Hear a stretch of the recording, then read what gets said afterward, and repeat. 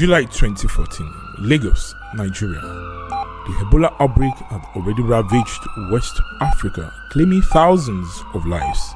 Then Patrick Sawyer, a Liberian diplomat, arrived at First Consultants Hospital where Dr. Stella Adedavoh worked.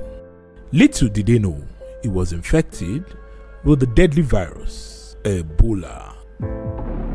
Dr. Adedavoh, a seasoned physician, suspected something was off. Despite pressure from Sawyer and the Liberian government to discharge him, she insisted on running tests. Her instincts proved correct.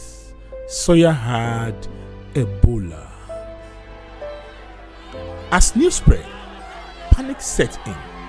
Sawyer's family and the Liberian government demanded his release, but Dr. Adedavoh refused.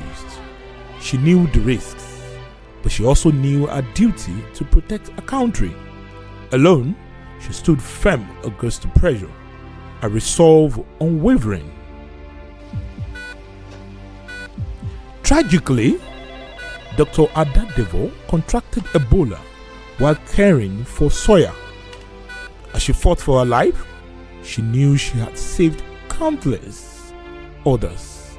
Her final words: "I did it for Nigeria, for my people."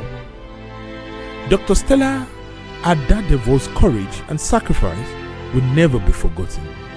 Her legacy inspires us to stand up against adversity, to protect those we serve, and to honor the bravery of those who came before us.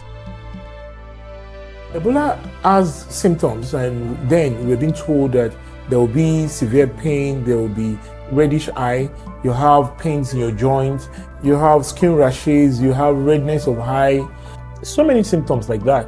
That time too, we were actually told to stay away from meat, bush meat. You know, a lot of us will love bush meat, erongbe, like it's been said in the Yoruba.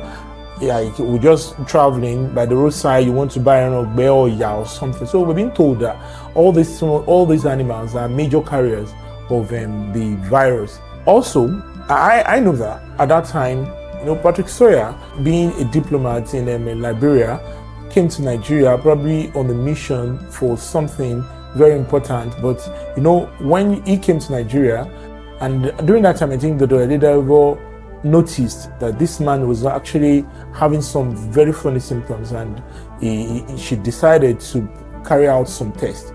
Then it was even said that you must, just like it happened during the COVID-19 issue, a lot of people were actually said they should stay away from crowd. That was when a lot of people took washing your hands very seriously, and even you eating the right thing, knowing what you actually wanted to eat, or people, the way you get close to people, touching people unnecessarily, and especially washing of our hands.